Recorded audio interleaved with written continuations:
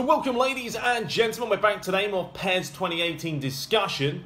And yeah, we've got our top 5, okay? Top 5 reasons that PES 2018 could possibly outdo FIFA 18 when it comes to the game as a whole.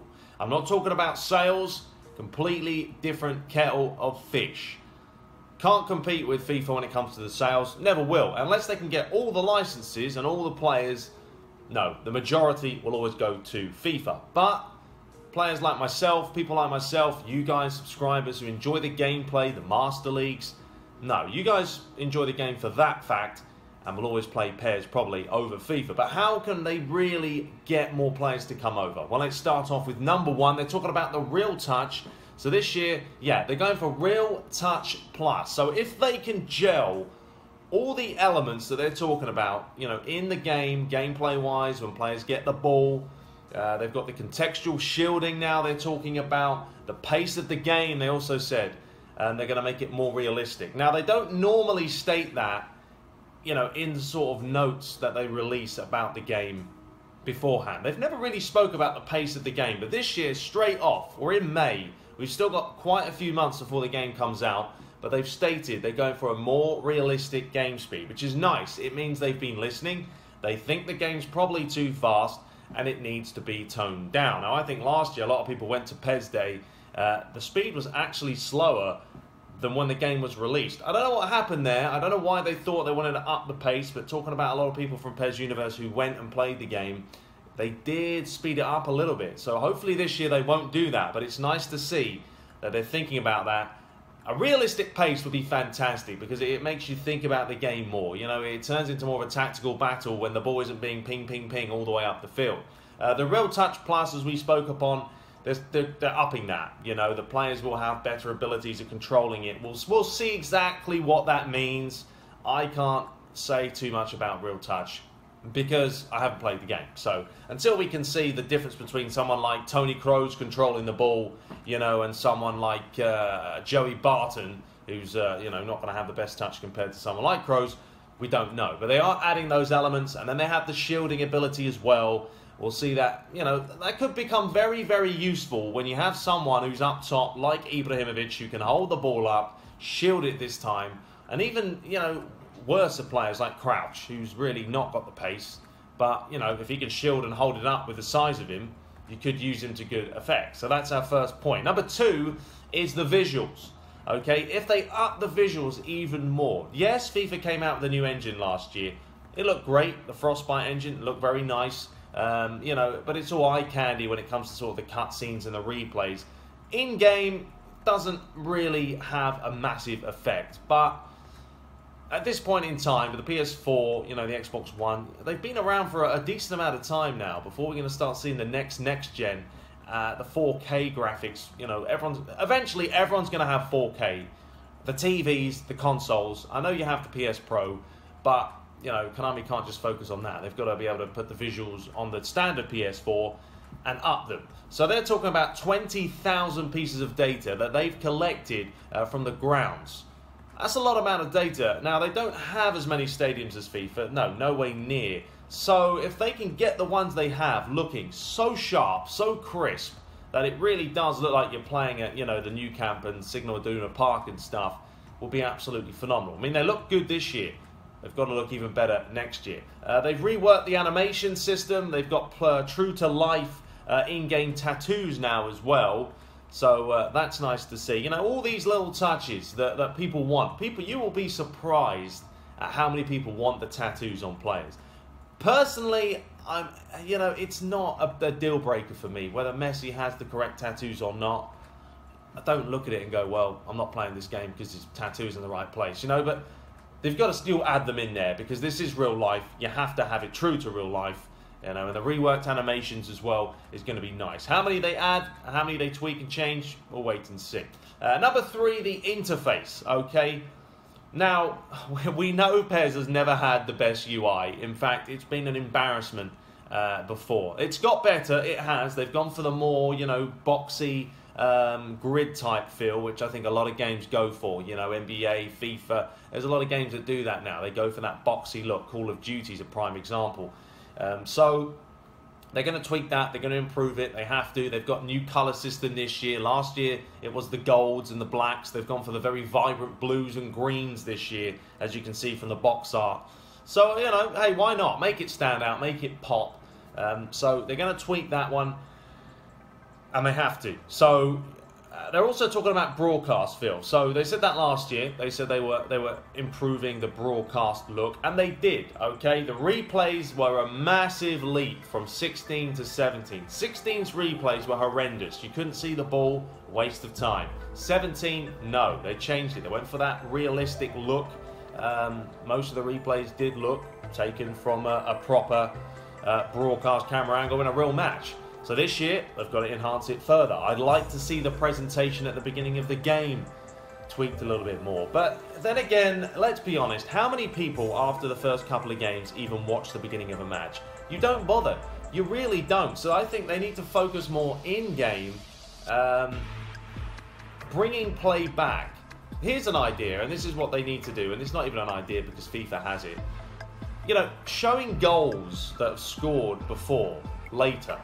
They don't do that, you know. Showing a really important chance from an earlier match later in the game. Say you're 10 minutes in, you've smacked it, it's hit the bar, it's come down, it's that close to going in, and that possibly could be the difference between you winning the match and drawing. And then in the 88th minute, suddenly they show you that chance again, you know, and they talk about, well, if this had gone in earlier. You know, just something like that to keep you engaged a little bit more. Showing goals you've scored earlier in the game. You scored in 25 minutes. Okay, we'll show that goal again, Konami, in the 75th minute. Because at least it's something more. How many replays do you see? How many replays do you see in the real world? Tons. Tons. Now, don't put tons in there because that would just be boring. But they just need a little bit more in that sense. FIFA do a good job presentation-wise. An amazing job, to be honest. Going to be difficult for Konami to do it, but they can do it if they take stuff and they enhance it and they add more. So that's number 3. Number 4, we're going to be talking about new modes. Well, not necessarily modes in Master League, but they're talking about, you know, the pre-season tournaments. Yeah, I know FIFA already have them, but still, they're putting those in there. A better transfer system, which they just keep trying to improve every year, but it's just not going well, is it? I mean, FIFA's had the same transfer system for a while, but you know what? It works. And I enjoy theirs. I can sit on FIFA for 2 hours trying to buy players, whereas on PES, I don't get engaged enough. And I think it's important in Master League. Master League is a mode that you don't just play on the field. It's off the field as well, where you get the enjoyment. And they need to grasp that concept a little bit better. So the preseason tournaments will help. The better transfers will help. We'll see whatever else they've got in there. They have got the interviews as well. I think that could be interesting. But as long as the interviews do something, it would be nice. I mean, even if you had an interview with a player from Manchester United, Rashford, he had a cracking game, he scored a goal.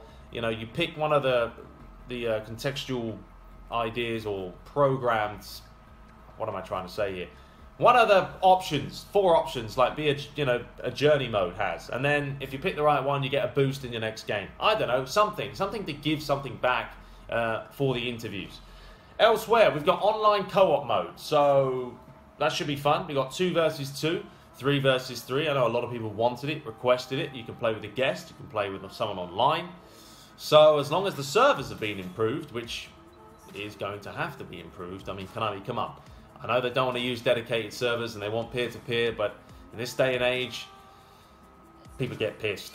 So they need to think about that. And Konami are making money now from microtransactions and all that, but they are spending a lot more on partnerships. So they've got to do the give and take. And finally, the random selection match mode. So they've got that coming back. I'm actually quite looking forward to that because I think a series just on that alone could be quite fun. You know, you randomly get a team, who you're going to get, come up against someone. I think it's going to be quite fun. So, yeah, better modes will always be a plus, but FIFA are going to put new modes in probably. They're going to enhance their journey mode, and we'll have to wait and see what they come up with. And finally, number 5 is the PC version. So finally this year, and this will get them more sales. Yeah, people are going to torrent it. I know they will. I mean, really, come on, purchase the game, buy it, support the developers. But having a better PC game for them alone is massive. Massive, because you're going to have the graphics, the physics, the lighting, you know, you name it. It's all going to be there. And when people get their hands on this in the mod community, I cannot wait to see how good it looks. Now, the question will be, how good is your laptop computer going to have to be for it to run? We don't have any specs right now, but I'm hoping not too bad. Don't butcher it, Konami, and make the requirements or optimize it really bad, because that is going to backfire worse than having a worse looking PC version. But it's a good point this year. Finally, they are doing it, and that is going to get them some more sales. So those are my 5 right there. And if we have a look at what needs to kind of be fixed, the online matchmaking isn't good enough, so they need to fix that out. It's as simple as that. I mean, it was, I don't know, my club seems to run worse for me than online divisions.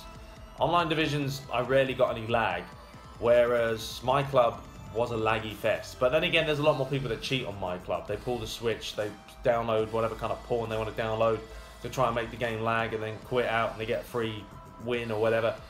It's BS, to be honest. So they have to sort online matchmaking. However they do it, sort it out, Konami, please. Make there more options. You know, if you play on manual, play against someone who's on manual. If you're on level 1 support, play against someone who's on level 1, not level 3. You know, play someone in the same region. I don't want to be playing someone across the country, because what's the point? The connection is going to be so horrendous. So fix the matchmaking. The commentary as well. It's still not brilliant, and to be honest, I don't even turn it on. But there are other people that listen to the commentary, so they need. I mean, I don't know. Peter Drury came in. He's done a reasonable job, but it's like, it's so scripted, some of the stuff he says, and it doesn't make sense at times. Him getting really excited, like he's going to explode at one point from one chance on goal, because it's the way it's programmed. So, yeah, they need to revamp the commentary still. Improve it, Konami. You can do it. Come on. Not too difficult. And then obviously there's the licensing that they need to keep upping and upping. I mean, they have the Champions League, but they don't do enough without it, or with it. They don't do enough with the Champions League license. The Europa League license, Super Cup, UEFA, the UEFA license itself. If you have a license, you have to explode. You have to exploit it and use it for what it's worth. It's like they had the Euro license. We all remember that came out, the DLC. But apart from overlay graphics, what was there that they really did with that Euro license? Hardly anything. And I think in this day and age, people expect more. And we certainly do. Anyway, that is all for today, guys. That is my opinions, thoughts on the matter.